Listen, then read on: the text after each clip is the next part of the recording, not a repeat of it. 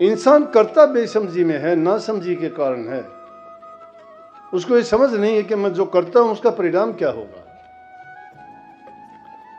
ये बात बिल्कुल सही है। एक सेवक जानता है, वो अपनी बागडोर सतगुरु को सौंप के कहता है, वाणी बहुत बढ़िया है कि सतगुरु दाता आप विधाता मेरी अर्ज करो मंजूर।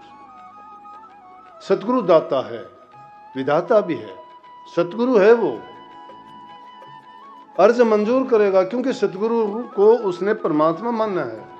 जब उसको परमात्मा मानते हो तो उनकी शिक्षा और उपदेश को भी सर्वोपरि मानो, सबसे ऊंचा मानो, तो ही आपके जीवन में बदलाव आएगा, तो ही आपको उसका आनंद मिलेगा, तभी इंसान के जीवन के महत्व का पता लगेगा।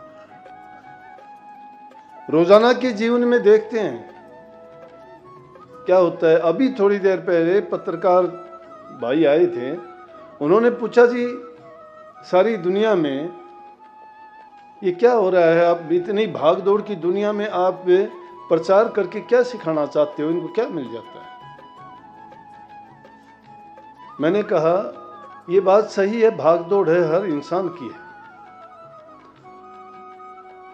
जरूरत के मुताबिक सबको काम करना भी पड़ता है, लेकिन जरूरत ही नहीं, इंसान ने उन्हीं चीजों को अपना जीवन मान लिया है, वो उन्हीं के लिए जीते हैं, और जो चीज उनके लिए थी उसको भूले हुए हैं। हमारे लिए थी क्या कि मनुष्य का चोला इसलिए मिला था कि जन्म जन्मांतरों तक कितने जन्मों के हम कर्म के कर्जदार हैं, कर्म किए हैं हमने, याद नहीं है, भूले हुए हैं। इसीलिए बार बार कहते हैं ना, रोजाना सुनते हो, गाते हैं कि सतगुरु के दरबार में जाइए बारंबार, भूली वस्तु लखा दें, सतगुरु हैं दाता। भूली वस्तु है क्या? कोई हमारी चीज खोई हुई नहीं है, कोई संसारी पदार्थ की बात नहीं करते। इंसान ने भूल क्या भूल हुई है उससे भूल यही हुई है कि जो जिस मकसद के लिए इंसान का चोला मिला था उस काम को नहीं करता। इंसान का चोला मिला था कि ये अवसर मिलता है भक्ति करके, प्रभु का गुणगान करके, उसके रास्ते को जान के, अपने जीवन के जितने कर्म हैं उनको भोग के, उनको पूर्ण करके, कर्मों से निर्लेप होके उस घर को पहुंच जाए जहां से आया था, और वहां जाने के बाद फिर इस दुनिया के झमेले में ना पड़ना पड़े। ये अवसर मिलता है, ये मालिक की तरफ से उसको मौका मिलता है। जिनको जल्दी मिलता है उनके शुभ कर्म होते हैं, जिनको टाइम लग जाता है उनके थोड़े बुरे कर्म होते हैं, लेकिन मौका उनको भी मिलता है, ये नहीं। और जिनके कितने भी इकट्ठे हो जाएं, एक बार तो अवसर 84 लाख योनि में हर जीव को इंसान के रूप में दिया जाता है। क्यों दिया जाता है? क्योंकि उनको इस 84 के जन्म मरण के चक्कर से, गेड़ से बचाने के लिए, कि वो इससे निकलने का प्रयास करें। सत्य पुरुष ने ये रूह सौंपी जरूर थी काल महाराज को, लेकिन उसके साथ साथ जब इन रूहों ने कहा कि हमारा क्या हाल होगा, आपने हमें ही क्यों सौंप दिया इसको, जब समझ थी इस जीव को, अब समझ नहीं है। अब यहां आया तो ये कालका होके रह गया। जैसा देश वैसा भेष, जिस देश में हम रहते हैं उस देश के कानून नियम सब हमें मानने पड़ते हैं, उनमें जैसे कर्म करते हैं वैसी सजा भी मिलती है। लेकिन हम हाजिर को जानते हैं। हाजिर किसको जानते हैं? वो भी जो चीज हमें अपने स्वार्थ की होती है, हमारी जरूरत की होती है, उसको मानते हैं। हाजिर सतगुरु को नहीं मानते हम। हाजिर से तो हुज्जत करते हैं, हाजिर से तो हुज्जत करते हैं, पूछते हैं, समझ नहीं है। अगर ये समझ इंसान को आ जाती है कि सतगुरु है क्या, परमात्मा को हमने नहीं देखा, नहीं देख पाओगे, ये भी मैं बता दूं। उस जिस परमात्मा को दुनियादार परमात्मा मानते आज तक किसी ने देखा नहीं, ना देख पाए, और ना कोई देख पाएगा। अगर कोई कहता है तो वो झूठ कहता है, लेकिन किस तरीके से वो भी सुन लो। इस बात का मतलब समझना, क्यों हम इन स्थूल आंखों से परमात्मा को स्थूल रूप में देखना चाहते हैं, लेकिन वो स्थूल रूप में नहीं है, वो सूक्ष्म रूप में है, हर जगह कण कण में मौजूद है, हर चीज में व्याप्त है, हम में भी है, कीट में, पतंगे में, जीव में, जंतु में, पहाड़ में, मिट्टी में, समुद्र में, जल में, थल में, हर जगह है। जहां देखना चाहोगे उसकी लीला हर जगह है। जो एक स्थूल चीज नहीं है उसको कैसे देख पाओगे? यह हमारा अज्ञान है कि हम उसको उस रूप में देखना चाहते हैं, लेकिन उसी को संतों ने शब्द रूप कह दिया। और वो शब्द रूप का रूप कोई रूप नहीं है, वही अरूप है, वो अगम है, वो अगोचर है, वो सर्वशक्तिमान है, वो हर जगह मौजूद है, कण कण में है, व्याप्त है। किस रूप में पाओगे उसको? जिस रूप में देखोगे उसी रूप में हाजिर है। अब यही बात समझने की है। उसको अगर पाना चाहते हैं तो उसके नियम है, कानून है, और संत उसके लिए बताते हैं कि अपने आप को पहले निर्मल बनाओ। अब दुनिया में क्या हो गया, निर्मल कैसे बनेंगे? धर्म धर्म से लड़ता है, मजहब मजहब से लड़ता है, गुरु गुरु से लड़ते हैं, यथा गुरु तथा चेले। जानते ही नहीं है। हम तो दूसरे की जेब टटोलना जानते, अपनी ओर झांकते ही नहीं है कि हमें कमी क्या है। अगर अपनी कमी सुधार ली जाए तो दूसरे की गलती देखने का कब समय है हमें? और फिर दूसरे की गलतियां देखो भी गए तो तुम्हें उससे मिल भी क्या जाएगा? उसका कर्म तो उसने भोगना है, आप तो नहीं भोगते ना। आप तो अपना नया कर्म और बनाते हो कि पाप कर्म को देख के दूसरा कर्म अपने मन में पाल लेते हो, बार बार उसका चिंतन करते हो, सुमन करते हो, उसके बारे में सोचते हो। क्यों? क्या काम आएगा आपको? इसलिए धर्म क्या चला दुनिया में? फोकट धर्म हो गए। फोकट, फोकट किसको कहते हैं? जिसका कोई अर्थहीन मतलब नहीं है। फोकट धर्म पकड़ कर जूझे बूझे न सबद जुगत पारा। उस फोकट धर्म को पूछ के उसमें फंस जाते हैं। इस दुनिया रूपी दरियाव से पार होने के लिए शब्द की जुगत नहीं पूछते।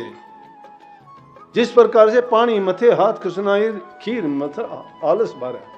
जो आदमी पानी को मथता है उसमें से दूध घी थोड़ा प्राप्त कर सकता है, लेकिन दूध को मथने के लिए तो उसको मेहनत बहुत करनी पड़ेगी, लेकिन उसमें आलस करता है, उसको नहीं मानता। भक्ति का मार्ग इतना सहल नहीं है जितना हम सोचते हैं। संतों ने बता दिया। गृहस्थियों को लाइन में रास्ता दिखाने के लिए उनको ये सिखाने का प्रयास करा कि अपना पूरा जीवन, मैंने उनको बताया पत्रकार भाइयों को कि जीवन में सारे काम करो, एक दिन में कोई नहीं सीख पाएगा, लेकिन वो सारे काम करते हुए बुराइयों से बच जाओ, नेक कर्म की तरफ अपने आप को लगाओ, और धीरे धीरे करके तुम अगर उस परमात्मा के नाम को, उसके गुणों को, उसके आगे प्रार्थनाएं जो करोगे, आरतियां उतारोगे, वो अपने मन को शुद्ध कर देंगे, शुद्ध विचार बना देंगे। वो धीरे धीरे करके बोला वो कैसे होगा कि उसके लिए सारे काम करो दुनिया के, लेकिन उसके लिए भी थोड़ा थोड़ा टाइम जरूर निकालो।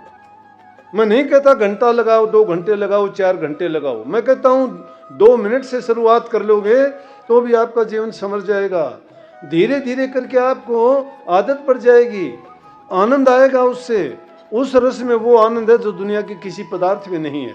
लेकिन इंद्रियों के रस में हम ऐसे फंसे हैं कि हम इसी रस को ढूंढते फिरते हैं, लेकिन वो जो नाम का रस है, भक्ति का रस है, वो आनंद है, वो आनंद नहीं मिलता, क्योंकि वो इंद्रिय भोग का नहीं है। वो रूह से सूरत के वसीले से प्राप्त किया जा सकता है, और जो सूरत उसको अनुभव करती है वो न बताने का है, न दिखाने का है, और न उसका कोई वर्णन किया जा सकता है। उस आनंद का क्या है? गूंगे का गुड़ है।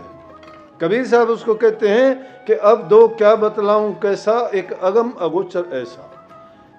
अब दो किसको कहा? गोरखनाथ जी के साथ संवाद हुआ उनका। जब गोरखनाथ जी के साथ संवाद हुआ तो गोरखनाथ जी उनसे पूछने लगे कि परमात्मा कैसा है, क्या है?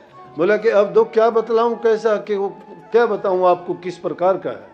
जो बात मैंने कही वही उन्होंने कही कि जो कही ऐसो है भी नहीं, है सो कहा ना जाई, कि जिसको हम कहते हैं वो नहीं है, और जो है वो कहा नहीं जा सकता।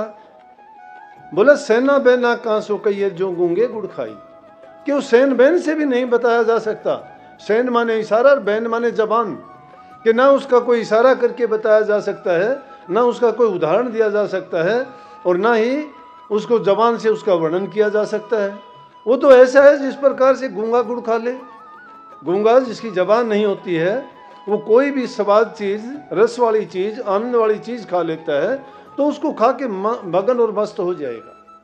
लेकिन अगर उससे पूछना चाहोगे कि आप इतने मस्त, इतने मगन, इससे खुश क्यों, नहीं बता सकता। क्यों नहीं बता सकता? जबान नहीं है। इसलिए हमारी रूह की भी जबान नहीं है। तो कबीर साहब ने कहा कि वो जो है उसकी जबान नहीं है, कैसे बताएंगे, उसका वर्णन कैसे करेंगे। लेकिन हम ये जानते हैं कि हम जो कर्म करते हैं वो कर्म फल अवश्य भोगना पड़ेगा, और उस कर्म फल को भोगने के लिए हम ये सोच लेते हैं कि कोई देखता नहीं, कोई जानता नहीं। निश्चित रूप से नहीं जानता, कोई नहीं देख पाता। क्यों नहीं देख पाता? कि दुनियादारी से छिपाते हो, छिपाओ, छिप जाओगे, लेकिन वो भी नहीं छिपेगा। चोरी, ठगी, बेईमानी ये चीज छिपती नहीं है। क्यों नहीं छिपती? उनकी हालत ऐसी बताई संतों ने, जिस प्रकार से कोई चोर अगर किसी तुम्बी को चुरा के ले जाए और कहीं छिपाने की जरूरत नहीं, लेके पानी में अगर वो डुबोना चाहे, वो नीचे छोड़ के आता है तो उसके ऊपर आने से पहले ही वो तुम्बी बाहर आ जाएगी। चोर चुराई तोमड़ी, जल में गाड़ी आए, वो दाबे व उभरे और कर्तव्य छानी ना है। इंसान का कर्तव्य कितना दबाने की कोशिश करो, वो प्रकट हो जाएगा, प्रकट हो जाता है। इसीलिए संतों ने कहा कि अपने कर्म को जब बनाओगे, कर्म को सुधारोगे, व्यक्तिगत रूप से सुधार है पहला। इंसान का व्यक्तिगत सुधार होना चाहिए। हम दूसरों को तो क्या का क्या बनाना चाहते हैं, अपनी ओर झांकना नहीं चाहते। दूसरे की बुराइयों का वर्णन करते रहते हैं, अपनी बुराई की कभी गिनती नहीं करते। हमें कितने दोष हैं। जो इंसान अपने दोष को गिन लेगा, दूसरे के दोष देखेगा नहीं। किसको टाइम है? जब और चीजों से फुर्सत नहीं है, दूसरे की बुराइयां देखने से हमें क्या फुर्सत मिले, क्या मिलेगा? अपना टाइम इन चीजों में व्यर्थ कर देते हैं। अगर दोष देखना है तो अपना दोष अगर देखेंगे तो हमें कम से कम ये तो पता चलेगा कि मैं इस चीज का कितना अधिकारी हूं। लेकिन उसमें इसलिए सतगुरु की जरूरत पड़ी, और सतगुरु के सामने अपनी मन की घुंडी, मन के छिपे हुए पाप कर्म आदमी जब जाहिर और प्रकट कर देता है, वो बख्श दिया।